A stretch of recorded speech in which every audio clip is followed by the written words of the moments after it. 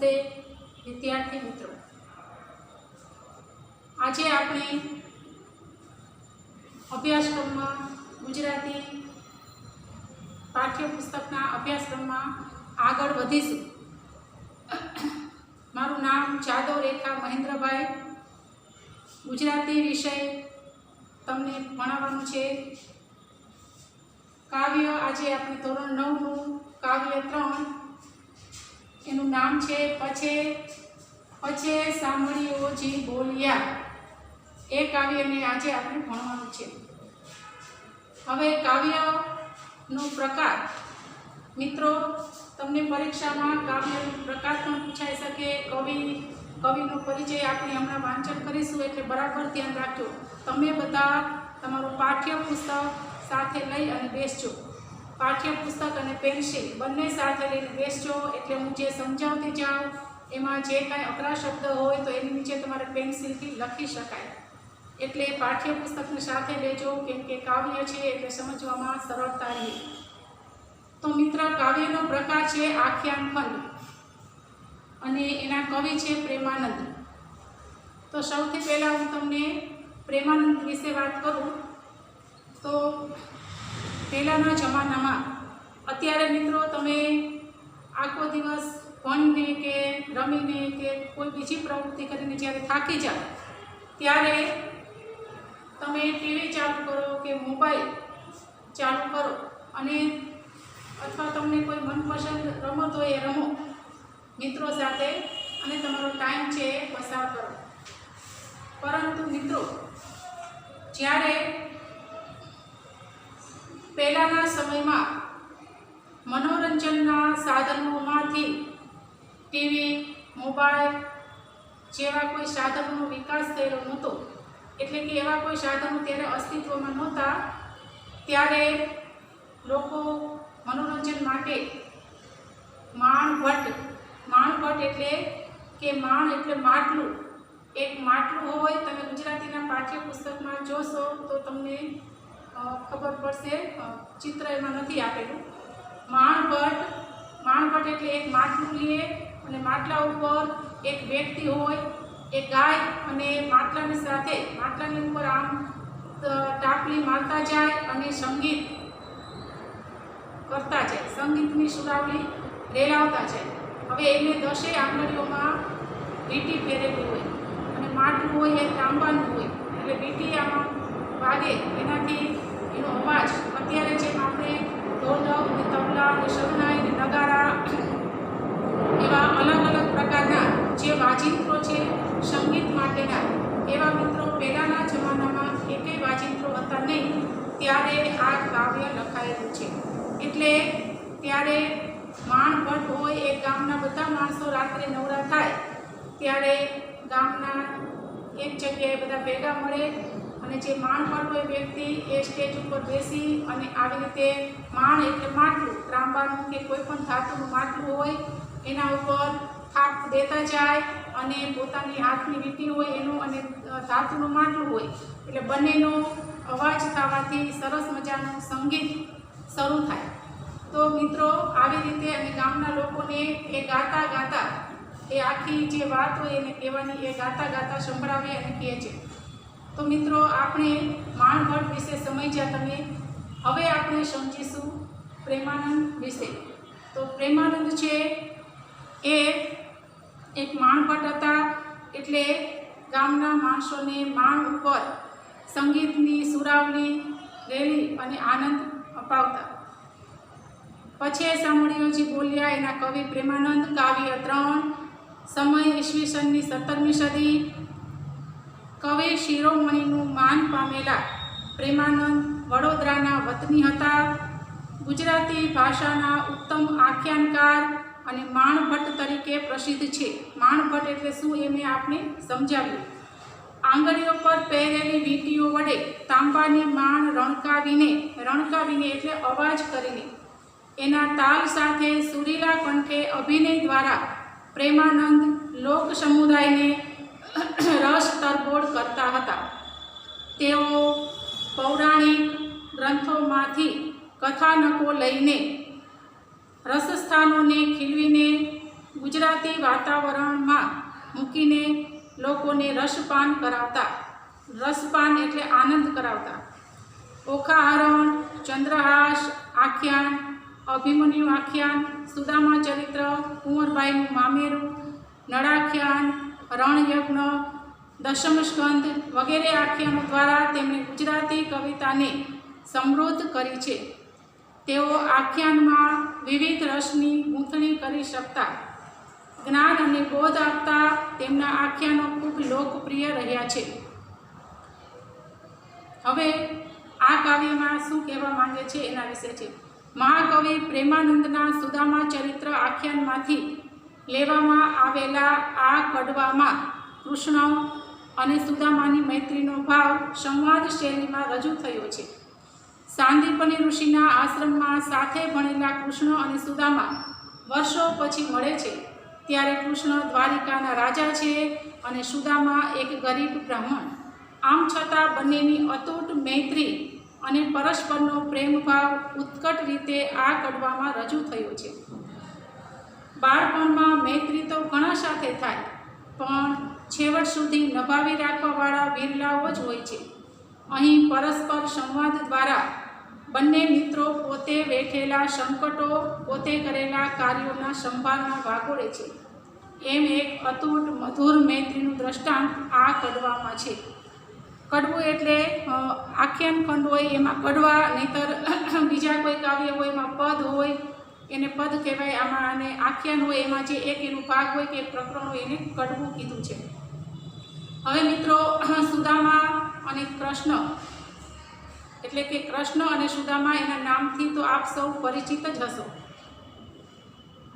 કૃષ્ણ ભગવાન અને સુદામા બંને બાળપણમાં, એના વિશે હું તમને થોડી વાત કહી દઉં કે બંને બાળપણમાં સાથે સાંદીપની ઋષિના આશ્રમમાં અભ્યાસ કરતા હતા. એમાં એક દિવસ ઋષિ પત્ની છે આશ્રમમાં રહીને અભ્યાસ કરે એટલે મિત્રો એને આશ્રમનું પણ બધું જ કામ કરવું પડે. આશ્રમમાં વાળવું પડે, સાફ સફાઈ કરવી પડે, ભિક્ષા લેવા જવું પડે, ગાયો ચરાવવા જવું પડે. આવું બધું આશ્રમનું કામ ગુરુ અને ગુરુના પત્ની જે કામ સોંપે એ એને વિદ્યા અભ્યાસની સાથે સાથે એ કામ પણ કરવાના હોય. તો મિત્રો, બને છે એવું કે સુદામા, કૃષ્ણ અને બલરામ, કૃષ્ણના ભાઈ બલરામ, સુદામા અને કૃષ્ણ ત્રણેય આશ્રમમાં સાથે વિદ્યા અભ્યાસ કરતા હતા. એમાં એક દિવસ ઋષિ બહાર ગામ ગયા હતા ભિક્ષા લેવા માટે, અને ઋષિ પત્નીએ કૃષ્ણ અને બલરામને કીધું કે તમે લાકડા કાપીને લઈ આવો. મિત્રો, પહેલાંના જમાનામાં ગેસ, પ્રાઇમર્સ કે એવી કોઈ સગવડતા હતી નહીં, એટલે લાકડા ઉપર, ચૂલા ઉપર રસોઈ બનાવવામાં આવતી. અને ઋષિનો આશ્રમ પણ જંગલમાં હોય એટલે જંગલમાં લાકડાથી જ કામ ચલાવવું પડે, ચૂલા ઉપર રસોઈ બનાવવી પડે. એટલે ઋષિના પત્ની કૃષ્ણ અને સુદામાને કહે છે કે હે કૃષ્ણ, સુદામા, તમે જાઓ જંગલમાં અને લાકડા કાપીને લઈ આવો. ઋષિ પત્નીની આજ્ઞા, ગુરુ પત્નીની આજ્ઞા એટલે શિષ્ય એને અવગણી કેમ શકે? તરત જ સુદામા અને કૃષ્ણ ને સાથે સુદામા અને કૃષ્ણ બંને જાય છે લાકડા લેવા માટે જંગલમાં. મિત્રો, હવે બને છે એવું કે જંગલમાં જાય છે, લાકડા લઈ આવે છે, પણ અતિશય મુશળધાર વરસાદ વરસે છે. મુશળધાર વરસાદ શરૂ થઈ જાય છે, લાકડાના ભારા બંધાઈ ગયા હોય છે અને મુશળધાર વરસાદ શરૂ થઈ જાય છે. બંને મિત્રો સામસામે ઝાડ ઉપર ચડી જાય છે. ઘરેથી જ્યારે નીકળેલા બંને મિત્રો ત્યારે ગુરુપત્નીએ ચણા એક પોટલીમાં બાંધી, કપડામાં બાંધી અને ચણા આપેલા. ચણા એટલે જેને અત્યારે આપણે ડાળિયા શબ્દ કહીએ છીએ, ડાળિયા એટલે ચણા, એ બધું સમાનાર્થી છે. તો એ ચણા આપેલા ઋષિ પત્નીએ કે આલ્યો, તમને ભૂખ લાગે તો બાળકો તમે ખાજો. એટલા માટે ઋષિ પત્ની ચણા આપે છે અને પછી સુદામા અને કૃષ્ણ અને સુદામા એ લઈને જાય છે જંગલમાં લાકડા કાપવા. હવે મિત્રો, એ લોકોના લાકડા કપાઈ ગયા અને પછી મુશળધાર વરસાદ વરસવાનું ચાલુ થયું. મુશળધાર વરસાદમાં ઘરે પાછું જવું એ મુશ્કેલ હતું, એટલે બંને મિત્રો ઝાડ ઉપર ચડી જવાનો વિચાર કરે છે. સામસામે બે ઝાડ હોય છે, બે વૃક્ષ હોય છે. એક વૃક્ષ પર સુદામા અને એક વૃક્ષ પર કૃષ્ણ અને એક બીજા વૃક્ષ પર સુદામા છે એ ચડી જાય છે. બંને મિત્રો કૃષ્ણ અને સુદામા વૃક્ષ ઉપર ચડી અને બેસી જાય છે. થોડીક વાર થાય છે તો સુદામાને ભૂખ લાગે છે, એટલે કૃષ્ણને કહે છે કે હે મિત્ર કૃષ્ણ, મને તો ભૂખ બહુ લાગી છે. હવે બને છે એવું કે જે પોટલી હતી ચણાની એ સુદામા પાસે હતી, એટલે એ કહે છે મારી પાસે આ ચણા છે પોટલીમાં, એ હું ખાઉં છું, તારે ખાવા છે? એટલે કૃષ્ણ કહે છે કે મારે હમણાં નથી ખાવા, મારા રાખી દેજે, હું થોડી વાર પછી ખાઈશ. એટલે સુદામાને તો ભૂખ બહુ લાગી હતી. ચણા ખાતા ખાતા એને ધ્યાન રહ્યું નહીં અને બધા ચણા છે એ પોતે એકલા જ ખાઈ લે છે. કૃષ્ણના ભાગના ચણા પણ સુદામા ખાઈ લે છે. એટલે મિત્રો સુદામાને જીવનમાં ગરીબી લખાઈ જાય છે.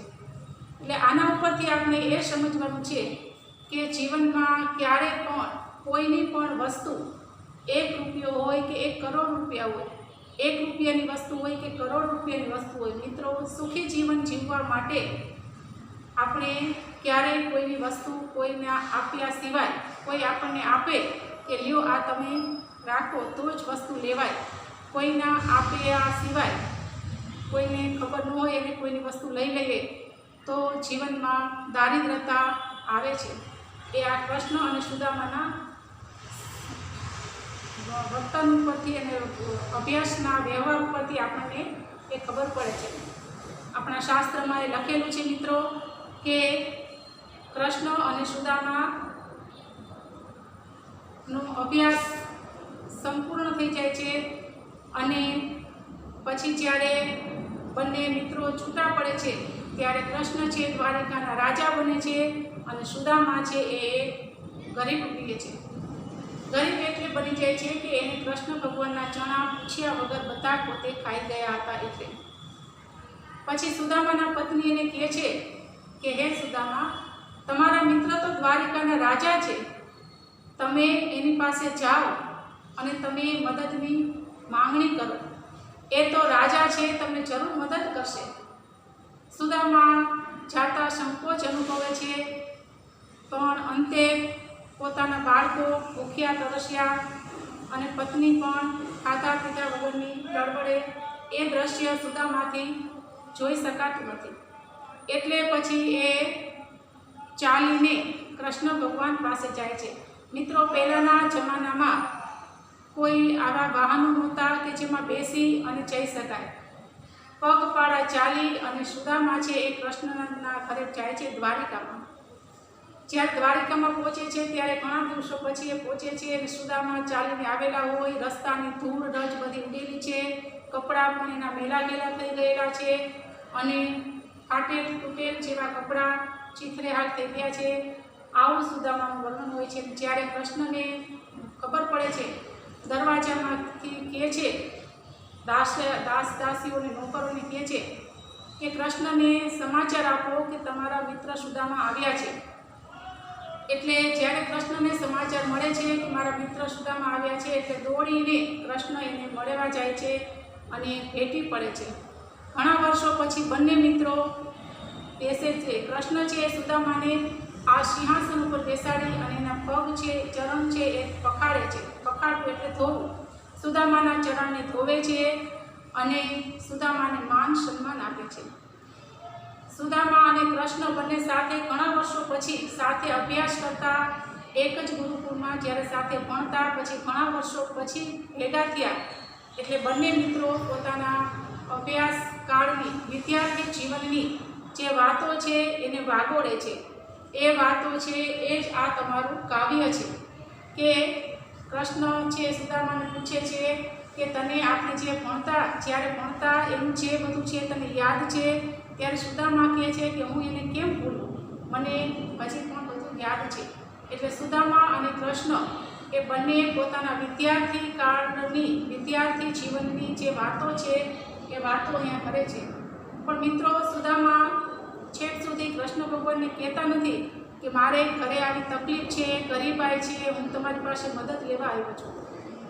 પણ ભગવાન જાદવ યદુવંશી યદુપતિ કૃષ્ણ ભગવાન જાદવ છે, તો એ યદુપતિ યદુવંશી છે એને ખબર પડી જાય છે, કૃષ્ણ ભગવાનને ખબર પડી જાય છે કે સુદામા અત્યારે બહુ જ ખરાબ પરિસ્થિતિમાં છે. એટલે ભગવાન ન કહેવા છતાં, સુદામાનું કંઈ પણ કહેવા ન છતાં પણ ભગવાન સુદામાના ઘરે એને ખૂબ જ ધન સંપત્તિથી અબરે ભરી દે છે.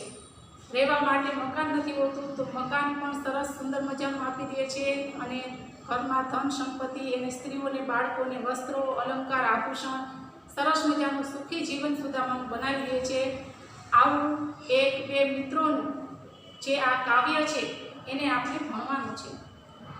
હવે એ કાવ્યને પહેલાં હું આખે ગાઈશ અને પછી આપણે અહીંયા બોર્ડમાં એમાંથી અડધું જ કાવ્ય લખેલું છે, બાકી તમારી પાસે પાઠ્યપુસ્તક તો છે જ, એટલે પાઠ્યપુસ્તકમાંથી તમારે પછી જોતું જવાનું છે. બીજું મિત્રો કે આ કાવ્યને કંઠસ્થ કરવાનું નથી.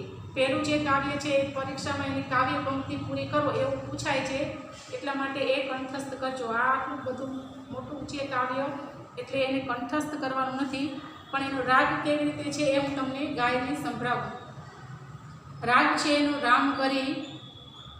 પછી સમળ્યો જી બોલિયા તને સાંભળે રે, હાજી નાનપણાનો નેહ મને કેમ વિસરે રે, આપણ 2 મહિના પાસે રહ્યા તને સાંભળે રે, આજે શાંતિપની ઋષિને ઘેર મને કેમ વિસરે રે, આપણ અન્ન ભિક્ષા માંગી લાવતા તને સાંભળે રે, મળી જમતા 3 પ્રાત મને કેમ વિસરે રે, આપણ સૂતા એક સાથ રે તને સાંભળે રે,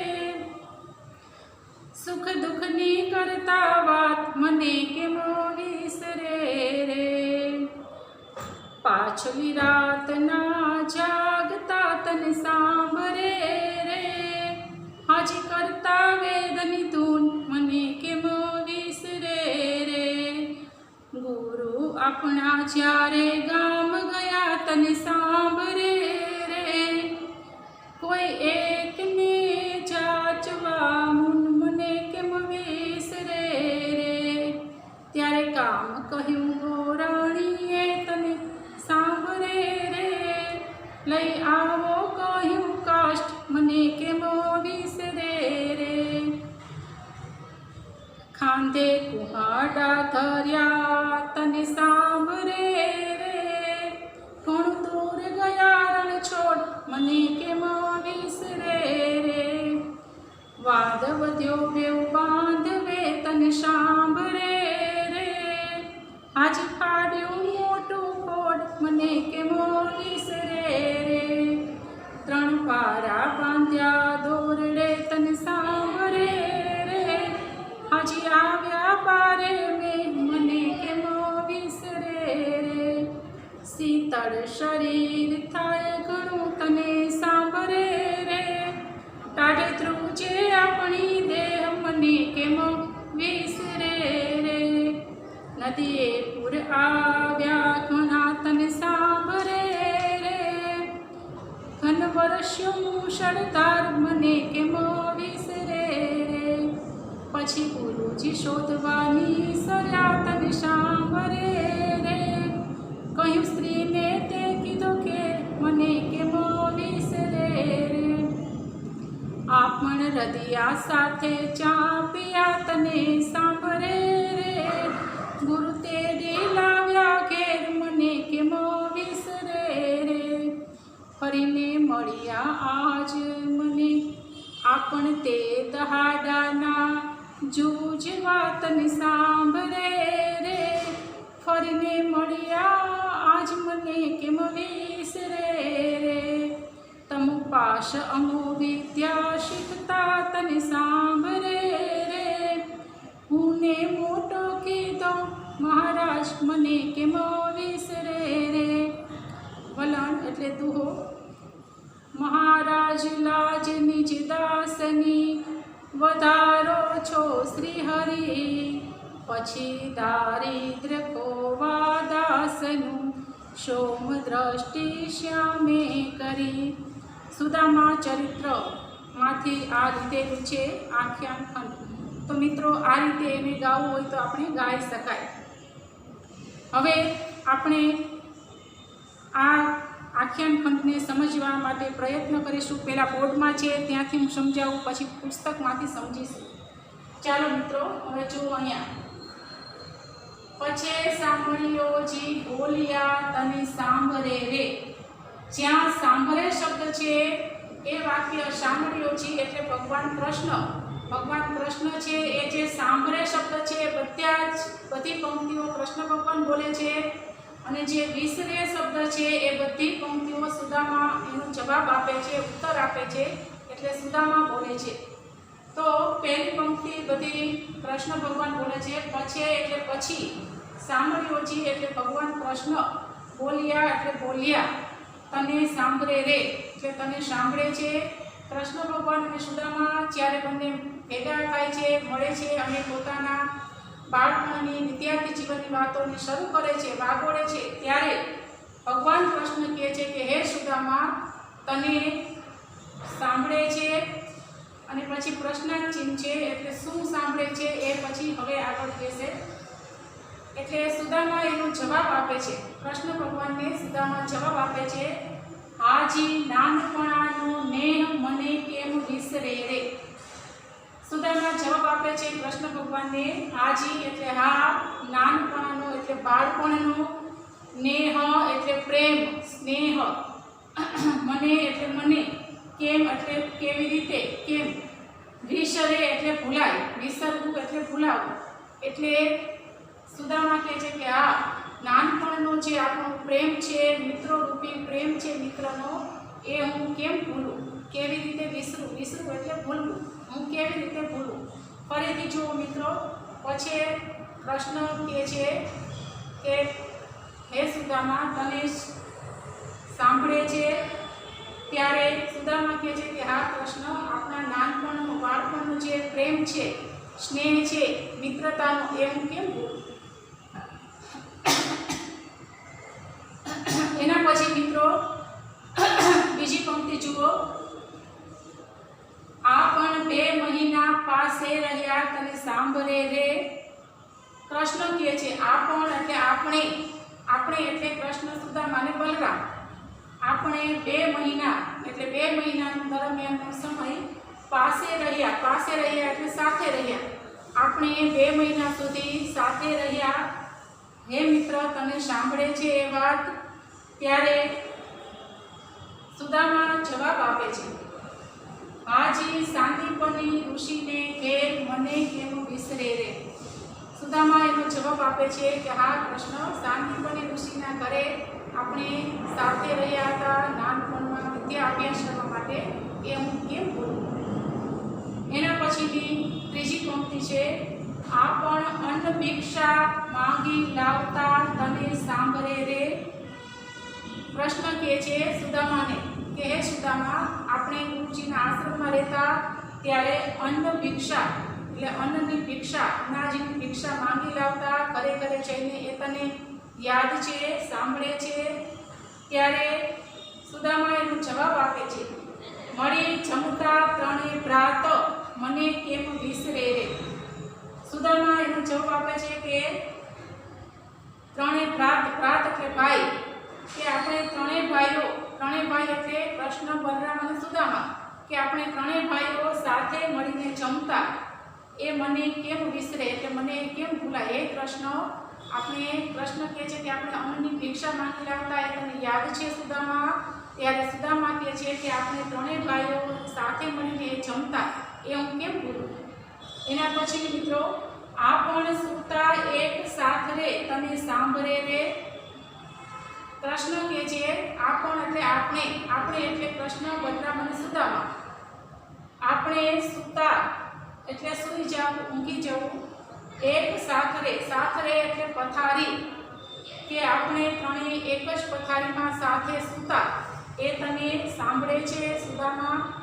કૃષ્ણ પૂછે છે સુદામાને કે આપણે ત્રણેય એક જ પથારીમાં સાથે સૂઈ જતા, એ તને સાંભળે છે, યાદ છે? ત્યારે સુદામા એનો જવાબ આપે છે, સુખ દુઃખની કરતા વાત મને કેમ વિસરે રે.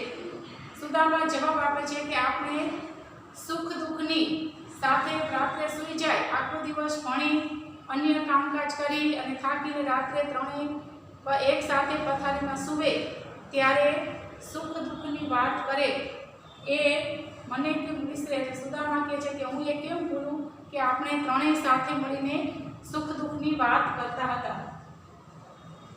પાછલી રાતના જાગતા તને સાંભળે રે.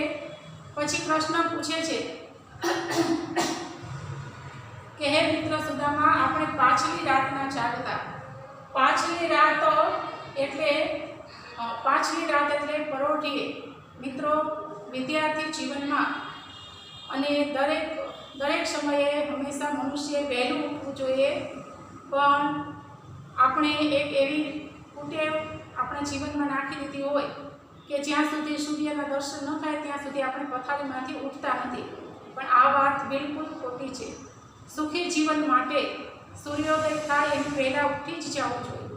એટલે પહેલાંના જમાનામાં તો ગુરુકુળમાં રહીને અભ્યાસ કરતા. અત્યારે જે હોસ્ટેલમાં રહેવાનું હોય છે એમ પહેલાંના જમાનામાં ગુરુકુળમાં રહીને અભ્યાસ કરતા. તો એ ગુરુકુળમાં શાંતિપૂર્ણ ઋષિના ઘરે કૃષ્ણ સુદામા પરોઢીએ એટલે વહેલી સવારના 4-5 વાગ્યાનો સમય હોય એને મિત્રો પરોઢીએ કહેવાય. પાછલી રાત એટલે પરોઢિયું, અને પરોઢિયું એટલે 4-5 વાગ્યાનો સમય. વહેલી સવારે 4-5 વાગે કૃષ્ણ અને સુદામા અને બલરામ એ જાગી જતા. એટલે કૃષ્ણ પૂછે છે કે આપણે વહેલી સવારે જાગતા એ સુદામા તને યાદ છે? ત્યારે સુદામા એનો જવાબ આપે છે, આજે કરતા વેદની ધૂન મને કેમ વિસરે રે. સુદામા એનો જવાબ આપે છે કે હા, આપણે વહેલી સવારે પરોઢીએ જાગી અને વેદની ધૂન કરતા. વેદ આપણા શાસ્ત્રમાં 4 વેદનો ઉલ્લેખ છે. આપણે તો આર્ય સમાજ સ્કૂલ છે એ વેદની જ સ્કૂલ છે. અથર્વવેદ, યજુર્વેદ, સામવેદ અને ઋગ્વેદ. તો આવા આ 4 વેદ છે એ વેદની ધૂન એટલે વેદનું વાંચન મનન કરવું એને વેદની ધૂન કહેવાય. એટલે સુદામા કહે છે કે હા કૃષ્ણ, મને યાદ છે કે આપણે વહેલી સવારે ઉઠી અને વેદની ધૂન કરતા, વેદનું વાંચન મનન કરતા. તો મિત્રો, આ હજારો વર્ષો પહેલાંનું લખાયેલું જે કાવ્ય છે એમાં પણ ભગવાને આપણને બતાવ્યું છે કે વાંચનનો સમય વહેલી સવારે છે. મિત્રો, તમારે પણ વાંચીને તમારામાંથી ઘણા બધા વિદ્યાર્થીઓની એવી ફરિયાદ હોય છે કે અમે વાંચ કરીએ પણ અમને યાદ રહેતું નથી. તો યાદ ન રહેવાનું કારણ શું એ હું તમને જણાવું. એક તો અત્યારે મોબાઈલ અને ટીવી એનું દરેકના મગજ ઉપર બહુ જ પ્રભુત્વ વધી ગયું છે. એટલે મગજને થોડું નબળું પાડી દઈએ. મોબાઈલ અને ટીવીને લિમિટમાં જ જોવાનું. એમાં જે જોવાનું એમાં તો આખો દિવસ બધું ચાલુ જ હોય, પણ આખો દિવસ ન જોતા તમે લિમિટમાં જ મોબાઈલ અને ટીવી જોજો. અમુક સમયે જ કે જે સારું જોવાનું આવતું હોય, જાણવા જેવું આવતું હોય એ જ જોવાનું. થોડીક વાર મનોરંજન માટે પણ જોઈ શકાય. તમે 9મા ધોરણમાં છો એટલે 10મા ધોરણમાં તો એ પણ બંધ કરી દેવાનું, થોડીક જ વાર માટે જોવાનું. તો મિત્રો, વહેલી સવારે ઉઠી અને જો વાંચો તો એ વાંચેલું, તમારી ફરિયાદ હોય કે વાંચેલું યાદ નથી રહેતું, તો તમે આખા દિવસ ઘોંઘાટની અવાજમાં વાંચો તો એ જલ્દી યાદ ન રહે.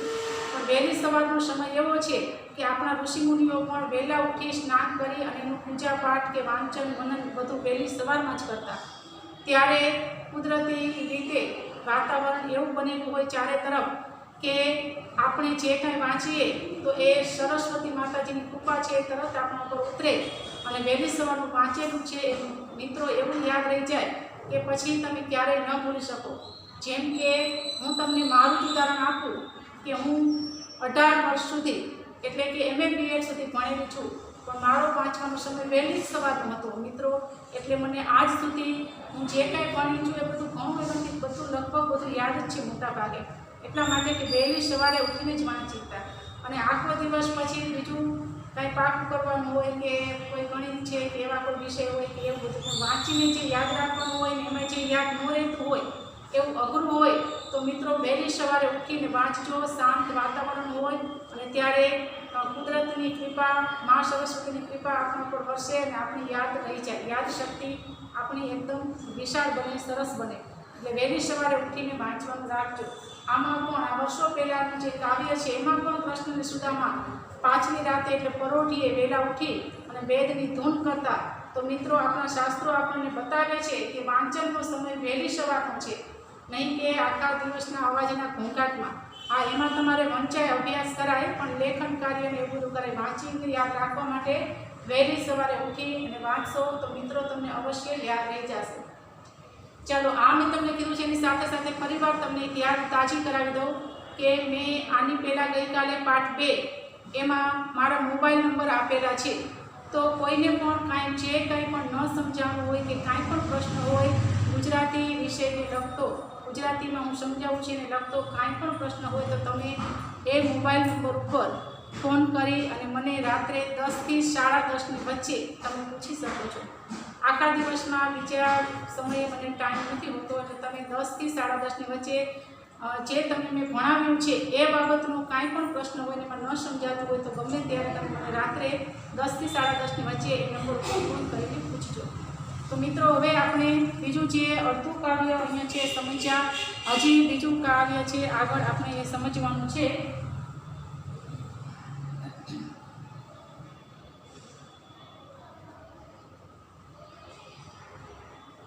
ચાલો, એના પછીની પંક્તિ છે મિત્રો, ગુરુ આપણા જ્યારે ગામ ગયા તને સાંભળે રે.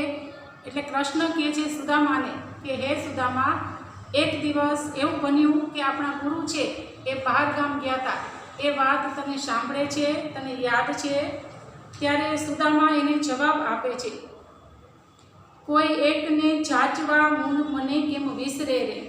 સુદામા કૃષ્ણને જવાબ આપે છે, કોઈ એકને એટલે કોઈ એક વ્યક્તિના ઘરે, જાચવા એટલે ભિક્ષા લેવા, જાચવું એટલે માંગવું. અહીંયા ભિક્ષા માંગવાનો અર્થ છે એટલે ભિક્ષા માંગવા માટે, ભિક્ષા લેવા માટે ગયા. મને કેમ વિસરે રે, મૂન એટલે મને, કેમ વિસરે એટલે કેમ ભૂલાય. કૃષ્ણ પૂછે છે કે સુદામા, એક દિવસ આપણા ગુરુ છે એ બહાર ગામ ગયા હતા, એ તને યાદ છે? ત્યારે સુદામા એનો જવાબ આપે છે કે હા, કોઈ એક વ્યક્તિના ઘરે ભિક્ષા લેવા માટે ગુરુ ગયા હતા, એ હું કેમ ભૂલું, સી રીતે ભૂલું. એના પછીની પંક્તિ છે, ત્યારે કામ કહ્યું ગોરાણીએ તને સાંભળે રે. પછી કૃષ્ણ ફરી પાછા પૂછે છે સુદામાને કે જ્યારે ગુરુ બહાર ગામ ગયા હતા ભિક્ષા લેવા માટે, ત્યારે આપણા જે ગોરાણી છે એને આપણને એક કામ કહ્યું એટલે કામ સોંપ્યું, એક કામ સોંપ્યું હતું, એ તને યાદ છે મિત્ર સુદામા? ત્યારે સુદામા એનો જવાબ આપે છે, ગોરાણી એટલે ગુરુના પત્ની હોય એને ગોરાણી કહેવાય. લઈ આવો કહ્યું કાષ્ઠ મને કેમ વિસરે રે. સુદામા કહે છે કે હા કૃષ્ણ, ગુરુએ જ્યારે ગુરુ બહાર ગામ ગયા ત્યારે ગોરાણીએ કામ સોંપ્યું હતું. એ કામ એ હતું કે લઈ આવો કાષ્ઠ એટલે લાકડા, કે તમે લાકડા લઈ આવો એવું મને કીધું હતું, એવું આપણને કીધું હતું, એ હું કેમ ભૂલું.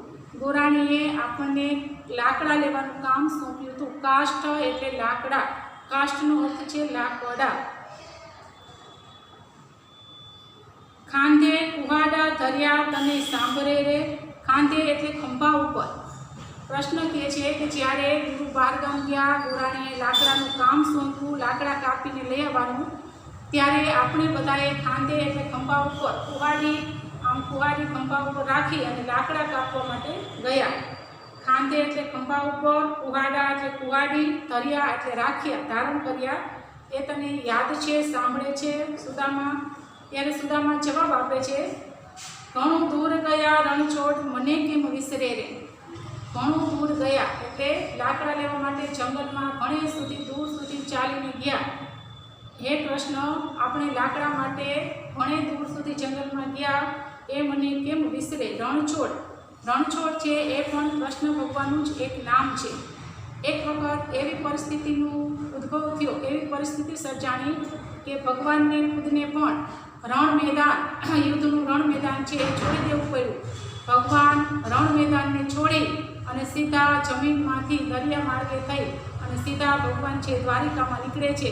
એટલે દ્વારિકાનું નામ મિત્રો દ્વારિકા એટલે પડ્યું છે કે ભગવાનને પણ એવી પરિસ્થિતિનું સર્જન થયું હતું કે એ પરિસ્થિતિને છોડીને રણ મેદાનમાંથી, યુદ્ધ મેદાનમાંથી ભગવાન ભાગી અને દ્વારિકામાં પહોંચે છે.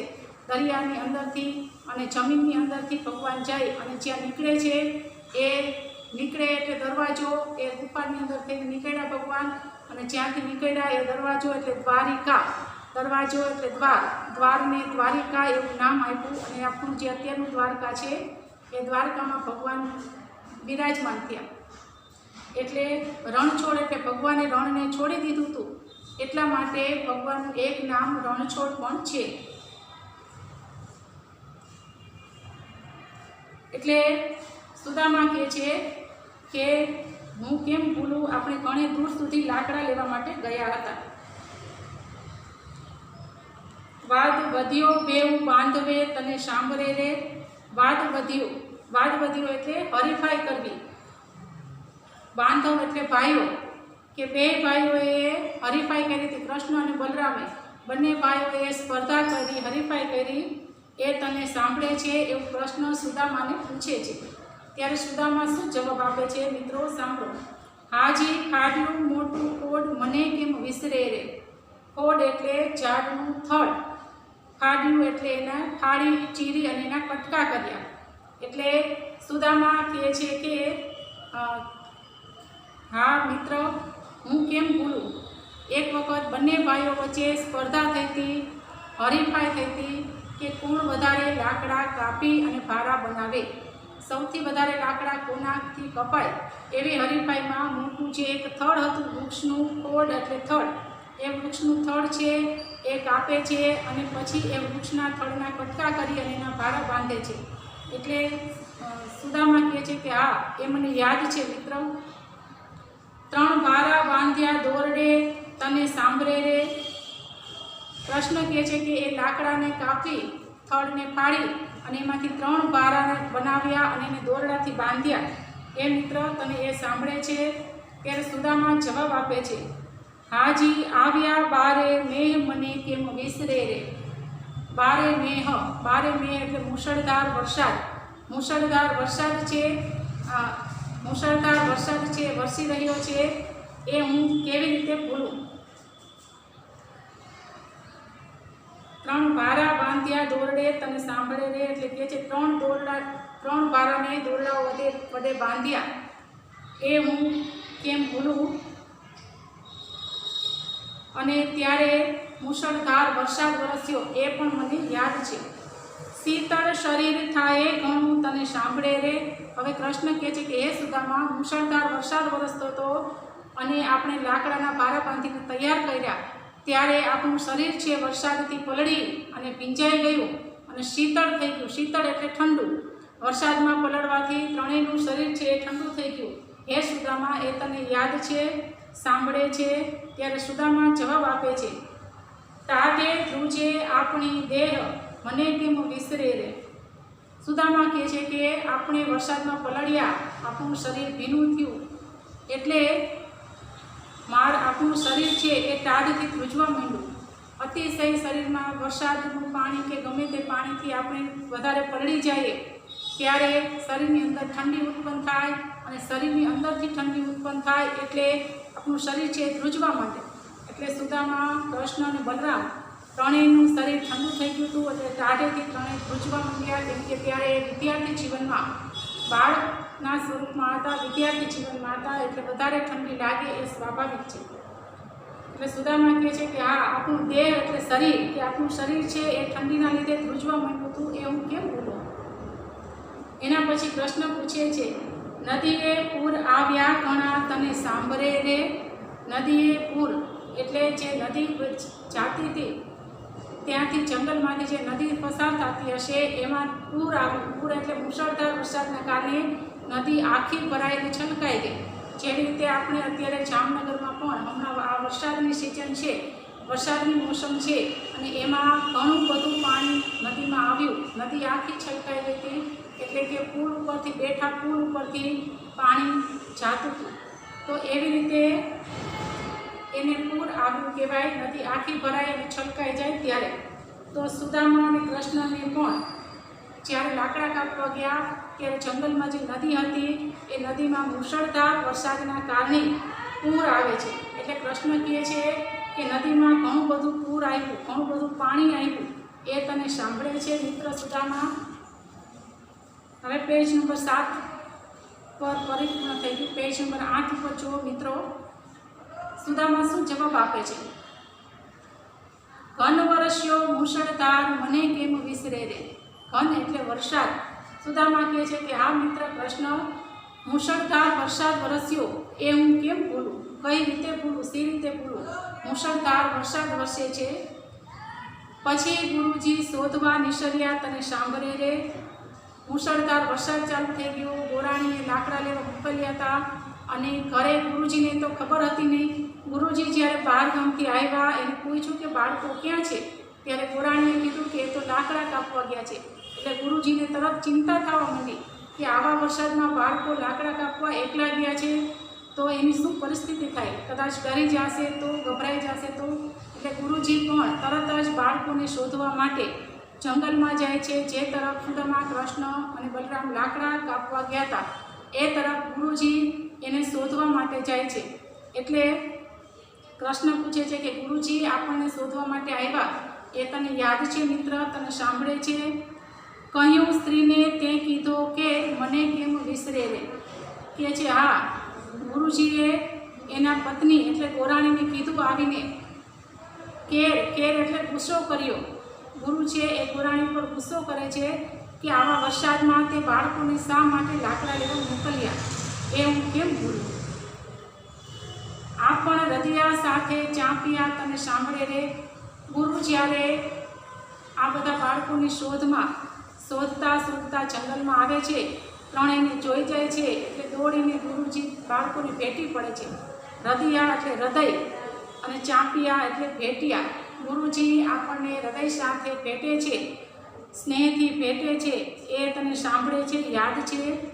ત્યારે સુદામા જવાબ આપે છે, ગુરુ તેડી લાવ્યા ઘેર મને કેમ વિસરે રે. સુદામા જવાબ આપે છે કે હે કૃષ્ણ, ગુરુ છે એ આપણને તેડીને એટલે કે આપણને તેડીને ઘરે લઈ આવે છે, એ હું કેમ ભૂલું. વરસતા વરસાદમાં ગુરુજી આપણને શોધવા આવ્યા અને આવીને આપણને ભેટી પડે છે અને પછી તેડીને ઘરે લઈ આવે છે, એ વાત હું કેવી રીતે ભૂલું. આ પણ તે દહાડાના જૂજમાં તને સાંભળે રે.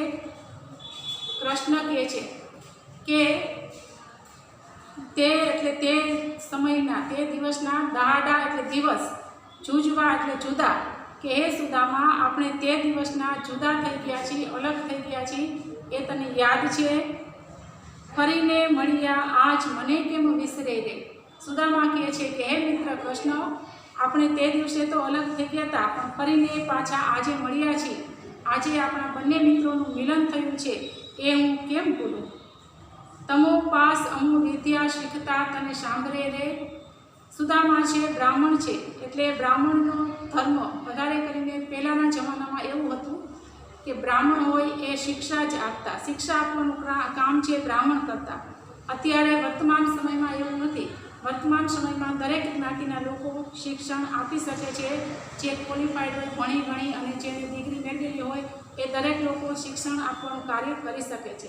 પણ પહેલાંના સમયમાં એવું નહોતું, માત્ર બ્રાહ્મણ હોય એ જ વિદ્યા આપતા.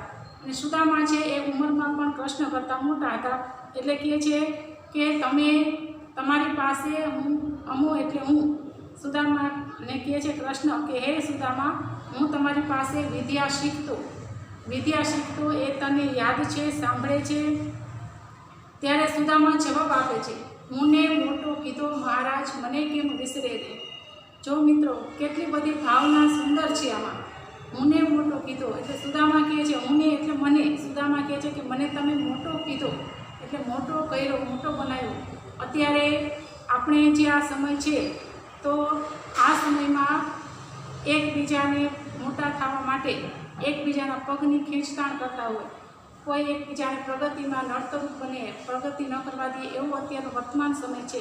જ્યારે કૃષ્ણ અને સુદામા ભણતા ત્યારનો સમય મિત્રો એવો હતો કે કૃષ્ણ તો ભગવાન છે, છતાં પણ સુદામાને મોટા કરે છે અને એની પાસે પોતે વિદ્યા શીખે છે. એટલે સુદામા કહે છે કે આ તમે મને મોટો કર્યો, મોટો બનાવ્યો મહારાજ, હું એ કેમ ભૂલું. ચાલો અહીંયા આ પરિપૂર્ણ થઈ જાય છે. હવે વલણ એટલે દુહો. તમે નવરાત્રિમાં રહેતા હોય તો નવરાત્રિમાં રાસ પરિપૂર્ણ થઈ જાય, રાસ ગરબા એટલે પાછળ છેલ્લે દુહા ગાવાનું જે રીત રિવાજ છે એ જ એવી રીતનું જ આ એક દુહો છે, એને વલણ કહેવાય. મહારાજ લાજ નીચ દાસની વધારો છો શ્રી હરિ. હવે બંને મિત્રો બેઠા હતા, વાતો અહીંયા પરિપૂર્ણ થાય છે.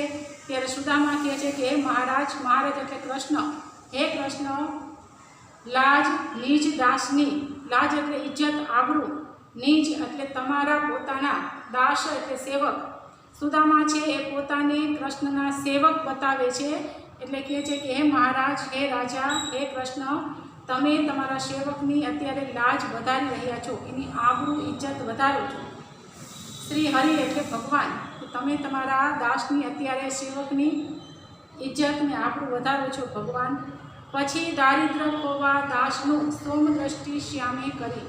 પછી દારિદ્ર એટલે ગરીબાઈ, પછી ગરીબાઈ ખોવા દાસનું એટલે સેવકનું, સુદામાની જે ગરીબી હતી એનો નાશ કરવા માટે, એને દૂર કરવા માટે, એને એના જીવનમાંથી ગરીબીને સમાપ્ત કરવા માટે સોમ દ્રષ્ટિ એટલે ચંદ્ર જેવી, સોમ એટલે ચંદ્ર છે એ શીતળ છે, એમ શીતળ દ્રષ્ટિ એટલે નજર, શ્યામ એટલે કૃષ્ણ અને કરી એટલે કરે છે.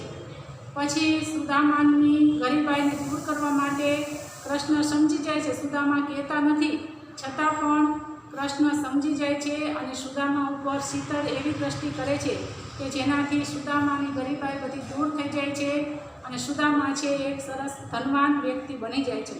તો મિત્રો, નિસ્વાર્થ મિત્રતાનું આ કાવ્ય છે.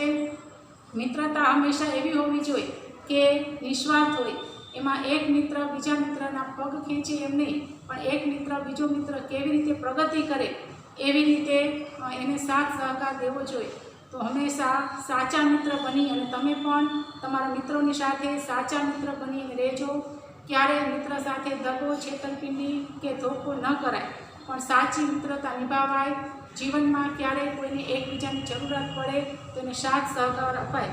આ એક સરસ મજાનું મૈત્રીનું કાવ્ય અને સાથે ભક્તિ, કૃષ્ણ ભગવાનનું કાવ્ય છે એટલે ભક્તિ અને મિત્રતાનું કાવ્ય છે એટલે મૈત્રીનું કાવ્ય અહીંયા પરિપૂર્ણ થયું. મિત્ર 29 સાથે પરિવાર તમને કહી દઉં, 29 સાથે તમારે ગુજરાતી વિષયની એકમ કસોટી છે. એમાં તમારે પહેલું કાવ્ય, બીજો પાઠ અને ત્રીજું કાવ્ય એટલું 3 પૂછાવાનું છે. ત્રણેયને તમારે પાકી નોટમાં એના સ્વાધ્યાય આપેલા છે.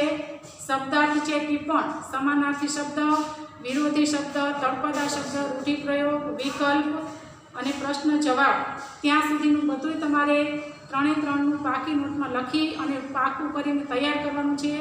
પહેલું કાવ્ય પણ કંઠસ્થ કરી લેજો, એ પણ કદાચ પૂછાઈ શકે.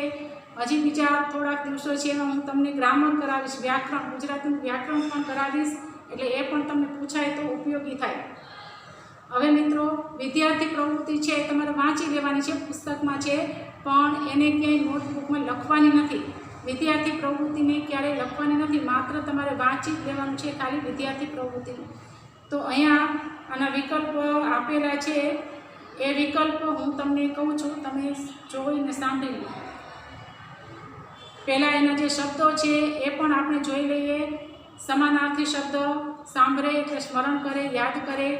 ભ્રાત એટલે ભાઈ, અહીં 3 ભાઈ, કૃષ્ણના મોટા ભાઈ બલરામ, કૃષ્ણ અને સુદામા. સાથરે એટલે ઘાસની પથારી.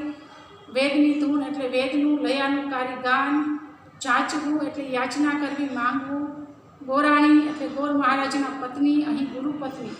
કાષ્ઠ એટલે લાકડા, બળતણ. ખાંડ એટલે ખંભો. વાદ એટલે ચર્ચા, અહીં અંદરો અંદર વાદ, હરીફાઈ કરવો. ખોડ એટલે મોટું જૂનું લાકડું, ઝાડનું થડિયું. મુશળધાર એટલે સાંભેલા જેવી ધાર, ધોધમાર વરસાદ.